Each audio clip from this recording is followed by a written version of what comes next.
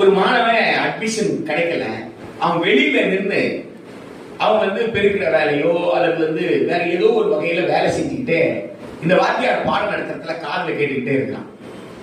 அவன் சொந்தமா ஓபன் ஸ்கூலிங்ல எழுதி, திறந்த வெளி பள்ளியில எழுதி அவன் தேர்ச்சி பெற்றுட்டு இந்த ஐயா கிட்ட இந்த ஆசிரியர் கிட்ட, இந்த ஐயா நீங்கள் பாடம் நடத்தும் பொழுது ஜன்னல் ஓரமாக என் காதால் கேட்ட நான் பெற்ற மதிப்பெண் அப்படியே காட்டுறாருன்னு வச்சுக்கோங்க. இந்த வாத்தியார் என்ன செய்வார்?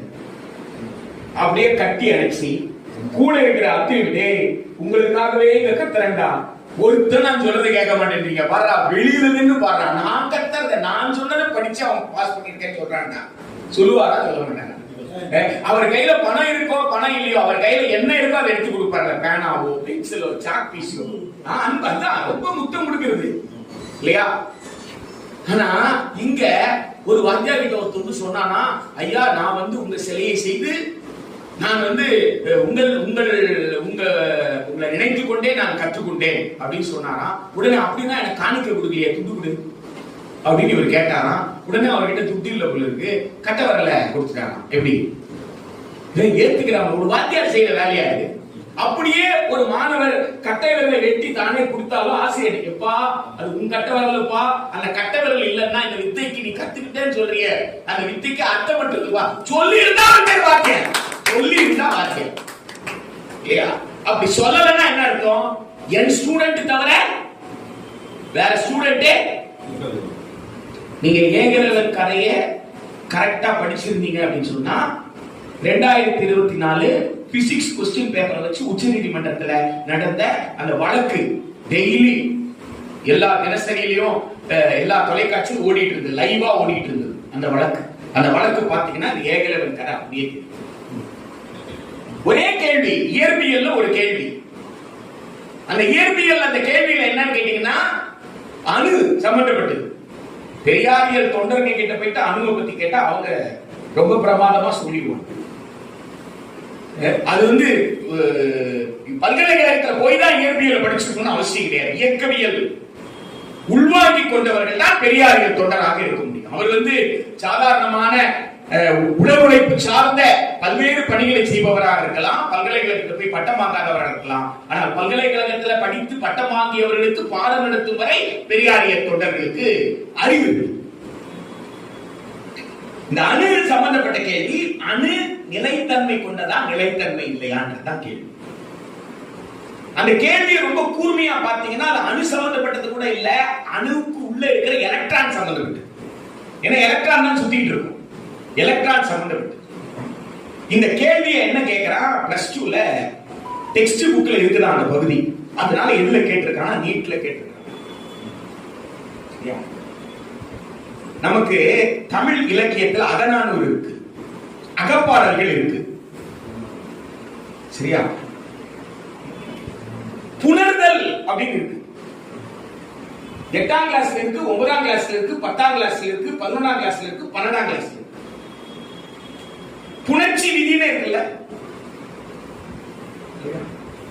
அகப்பாடல்கள்ல தலைவன் தலைவி, ஒத்த அன்பு இருக்கிற தலைவன் தலைவி, கூடி வாழ்தல் என்றால் என்ன? ஒத்த அன்புடைய தலைவன் தலைவி, ஊருக்கு தெரிந்து வாழ்ந்தால் என்ன, ஊருக்கு தெரியாமல் வாழ்ந்ததெல்லாம் அகப்பாடல்ல வருது. இதெல்லாம் 10ஆம் கிளாஸ் புக்ல இருக்கு, 11ஆம் கிளாஸ்ல இருக்கு, 12ஆம் கிளாஸ்ல இருக்கு. நான் கேள்வி கேட்டா என்ன கேட்க முடியும்? இந்த பாடலை எழுதியவர் யார்? இந்த பாடல் மூலமாக நீ அறிவது என்ன? அதுதான் கேட்க முடியும் இல்லையா? இதை தாண்டி கூடி வாழ்தல் என்றால் என்ன நான் கேட்க முடியுமா? கூடி வாழ்ந்தால் என்ன நான் கேட்டுட்டு, ஏன் இந்த கேள்வியை போய் ஏன்டா 12ஆம் கிளாஸ் பையன்கிட்ட கேட்ட, இன்னும் 18 வயசு கூட முடியலையடா அப்படின்னு சொன்னா, எப்பா டெக்ஸ்ட் புக்ல இருக்கப்பா, டெக்ஸ்ட் புக்ல இருந்தா டெக்ஸ்ட் புக்ல எது வச்சிருக்காங்க? இலக்கியத்தினுடைய வகைகள் என்னன்னு தெரியறதுக்காக வச்சிருக்காங்க. அகப்பாடல் என்றால் என்ன, புறப்பாடல்கள் என்றால் என்ன, அந்த வித்தியாசம் என்ன குழந்தை தெரிஞ்சுக்கணும், அதுதான் வச்சிருக்காங்க. அப்ப அந்த குழந்தைக்கு சொந்தமாக புரிதல் சக்தி என்றைக்கு வருகிறதோ அன்றைக்கு புரிஞ்சுப்பான். பிஏல போய் படிச்சுப்பான், எம்ஏல போய் படிச்சு, இதே பாடல் அங்க படிக்க போறானே. அப்ப வாழ்க்கை அனுபவத்தோடு அவனால் புரிந்து கொள்ள முடியும் அப்படின்னு சொல்றதுதான். அதுபோல என்னதான் நீங்க இயற்பியல்ல அணுவை பற்றிய ஒரு பாடத்தை வைத்திருந்தாலும் இப்படி ஒரு கேள்வியை கேட்க கூடாது. அணு நிலைத்தன்மை காரணம் என்னன்னு கேட்டா, இயற்பியல்ல ஆல்பர்ட் ஐன்ஸ்டைனுக்கு முன்னாடி இருந்த இயற்பியல் வேற, ஆல்பர்ட் ஐன்ஸ்டைனுக்கு பின்னாடி இருக்கிற இயற்பியல் வேற. குவாண்டம் பிசிக்ஸ் வந்துச்சு. அதுக்கு முன்னாடி இருந்தது கிளாசிக் பிசிக்ஸ். கிளாசிக்கல் பிசிக்ஸ்ல செவ்வியல் இயற்பியல்ல உதாரணங்களை சொல்லி புரிய வைக்க முடியும்.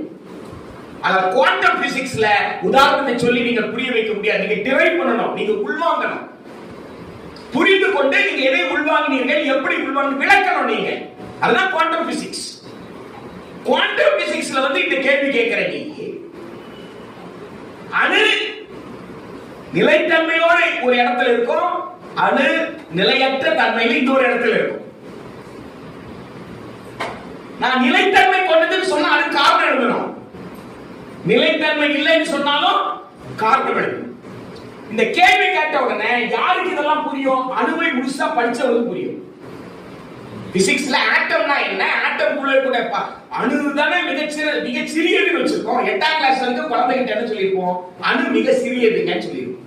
அப்ப 8ஆம் கிளாஸ் போயிட்டு வாட் இஸ் ஆட்டம்னு 8ஆம் கிளாஸ் பையன்கிட்ட போய் கேட்டீங்கன்னா அணுன்னா என்னன்னு கேட்டா உலகத்திலேயே மிக சிறியது அதான். அதுக்கு மேல 8ஆம் கிளாஸ் பையன் சொல்ல முடியாது.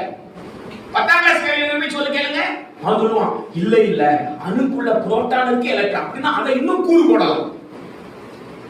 11 12 கிட்ட வந்தீங்கன்னா அந்த அணு அப்படி சுற்றுவதனால் எதெல்லாம் ஏற்படும், அதான் நியூக்ளியர் பிசிக்ஸ். அதுல இருந்து மின்சாரம் தயார் பண்றாங்க, அந்த ஆற்றலை அந்த சக்தியை எப்படி எல்லாம் பயன்படுத்துறாங்க. இதெல்லாம் வந்து செயின் ரியாக்ஷன்னா என்ன, இதெல்லாம் யார் படிப்பான்? +1 +2 போய் படிப்பான். ஆனா இப்படி நிலைத்தன்மை இருக்கு நிலைத்தன்மை இல்லைன்ற ஒரு கேள்வியை மல்டிபிள் சாய்ஸ்ல போய் எப்படி நீங்க கேட்க முடியும்? தான் பிரச்சனை. கேட்டாங்க, கேட்ட பிறகு மார்க்கும் கொடுத்துட்டான். ABCD 4 ஏதாவது ஒண்ணுதான் கரெக்ட் நீங்க தேர்ந்தெடுக்கணும். என்ன சொல்லிட்டான்? B தேர்ந்தெடுத்தவனுக்கு 4 மார்க் சொல்லிட்டான். மார்க் கொடுத்தாச்சு. இப்போ என்ன ஆகுதுன்னு கேட்டா B D 2 தான் பிரச்சனை. முதல்ல ஒண்ணுக்கு வந்து அவன் செய்யறான், மார்க் கொடுத்துறான், 4 மார்க் கொடுத்துறான். இன்னொருத்த கோர்ட்டுக்கு போறான், கிடையாது நான் சொல்றேன் இதுதான் கரெக்ட் அப்படின்னு. நீங்க நல்லா யோசிச்சு பாருங்க, ஸ்ரீரங்கத்துல இருந்து டிஸ்ட்ரிக்ட் கோர்ட்டுக்கு போகணும்னா எவ்வளவு செலவு பண்ணணும்னு யோசிச்சு பாருங்க.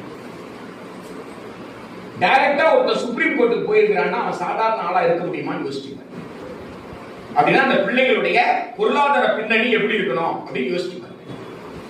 உச்ச நீதிமன்றத்துக்கு போறாங்க. இன்னும் உச்ச நீதிமன்றத்துக்கு போறதுக்கு முன்னாடி அவன் கம்ப்ளைண்ட் எழுதுறான். NTA நேஷனல் டெஸ்டிங் ஏஜென்சிக்கு கம்ப்ளைண்ட் எழுதுறான்.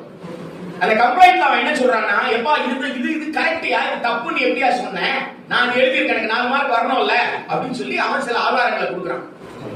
இன்னும் அவன் என்ன சொல்லிட்டான்னா, நேஷனல் டெஸ்டிங் ஏஜென்சி ஆளை காட்டு நான் சட்டத்தை சொல்லுவேன்னு சொல்றான். சட்டப்படி இங்க ஆட்சி நடந்தா என்ன செய்யணும்? சட்டத்துல என்னடா சொல்லிருக்கணும்னு தோணும்ல. நான் ஆளை பார்த்து சொல்றான். அவன் என்ன சொல்லிட்டான்?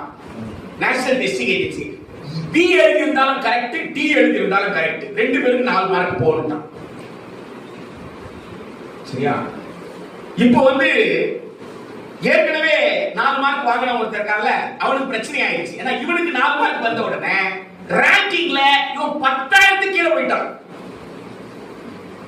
10,000 கீழே போயிட்ட உடனே இவன் ஓடுறான். இப்போ கோர்ட்டுக்கு போயிட்டு இது பாருங்க இதுதான் கரெக்ட்னு முதல்ல சொன்னாங்க, இப்போ அவங்க கேட்டதால இதுவும் கரெக்ட்னு சொல்றாங்க, அது எப்படிங்க ஒரு கேள்விக்கு 2 பதில் சரியா இருக்க முடியும் அப்படின்னு போய் உச்ச நீதிமன்றத்தை கேட்கறான். இன்னும் உச்ச நீதிமன்றம் ஆமா இல்ல ஒரு கேள்விக்கு ஒண்ணுதான் பதில் இல்ல, அது எப்படி 2 பதிலா இருக்க முடியும் அப்படின்னு சொல்லி கேட்கறான். நீங்க ஒரு வாத்தியார் கிட்ட ஒரு DO வந்து ஒரு பிசிக்ஸ் டீச்சரை கூப்பிட்டு கேட்டா, எப்பா இந்த கேள்விக்கு என்னப்பா ஆன்சர்னு கேட்டா அந்த பிசிக்ஸ் டீச்சர் எப்படிங்க பதில் சொல்லுவாரு? அவர் இயற்பியல் ஆசிரியர். இந்த இயற்பியல் ஆசிரியரை கூப்பிட்டு, ஐயா கேள்வி தானே இந்த கேள்வி இருக்குல்ல, இந்த கேள்விக்கு என்ன ஆன்சர்னா அந்த இயற்பியல் ஆசிரியர் என்ன செய்யணும்? ஆன்சரை சொல்லணும், அப்படிதானே இல்லீங்களா? அந்த இயற்பியலுக்கு 2 என்னப்பா, என்ன 2 என்ன நீ கேட்டிருக்கிற, 2 என்னப்பான்னா என்ன சொல்லணும்? 2 4 சார், அவ்வளவுதானே. 3 கூட்டினா 6 சார், 3 பெருக்கினா 9 சார் சொல்லிருவோம்ல இல்லீங்களா? ஆனா நேஷனல் டெஸ்டிங் ஏஜென்சி அஃபிடவிட் போடுறாங்க. ட்ரோனாச்சாரியை நீங்க கண்டுபிடிக்க வேண்டிய இடம். நேஷனல் டெஸ்டிங் ஏஜென்சி ஒரு அஃபிடவிட் போடுறாங்க. என்ன அஃபிடவிட் போடுறாங்க தெரியுங்களா? 2019க்கு முன்னாடி இருந்த டெக்ஸ்ட் புக் படி B ஆன்சர் கரெக்ட் தான். 2019க்கு அப்புறம் இருக்கிற டெக்ஸ்ட் புக் படி டி ஆன்சர் கரெக்டா. இப்படி ஒரு வாத்தியார் சொல்ல முடியும், சொன்னா டி ஒரு சும்மா விட்டுருவாரா? சார் நம்ம டெக்ஸ்ட் புக் படி இந்த ஆன்சர் தான் சார் கரெக்ட். ஏய் டெக்ஸ்ட் புக் படின்ற நீ படிக்கலையான்னு கேட்க மாட்டாரா? நீ படிச்சுட்டு தான் வந்த, நீ வாத்தியார் தானே, உனக்கு தெரியாதா? டெக்ஸ்ட் புக் வச்சு தான் சொல்லுவியா? கேட்பாரா கேட்க மாட்டாரா? ஒரு டிஓ கேட்கிறேன். ஆனா சுப்ரீம் கோர்ட் நேஷனல் டெஸ்டிங் ஏஜென்சியை பார்த்து அப்படி ஒரு கேள்வியே கேட்கல. எப்படியா டெக்ஸ்ட் புக்கை வச்சு எப்படியா சொல்ற நீ அப்படின்னு கேட்கணும்ல, கேட்கவே இல்லைங்க. ஆனா என்டிஏ ஒரு போட்டிருக்கானே, அப்ப என்டிஏ என்ன அவ்வளவு கூறுகட்டத்தனமா போட்டான்னு நினைக்கிறீங்க? தெளிவா போட்டான். என்சிஆர்டி புக்கு 2019க்கு முன்னாடி, என்சிஆர்டி புக்கு 2019க்கு பின்னாடி. அப்படின்னா என்ன கருத்துங்க? நாட்டு மக்களுக்கு என்ன கருத்து கொடுக்குறான்?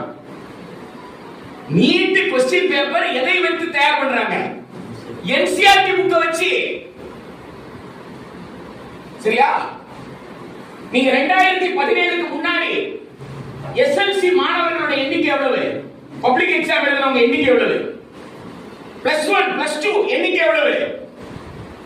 2017க்கு பிறகு 19 20 21 குறைஞ்சி இனி 8 லட்சத்துல வந்து நிக்குதுங்க. 8 லட்சங்க. அதே நேரத்தில் யாருக்கு எண்ணிக்கை அதிகமா இருக்கு?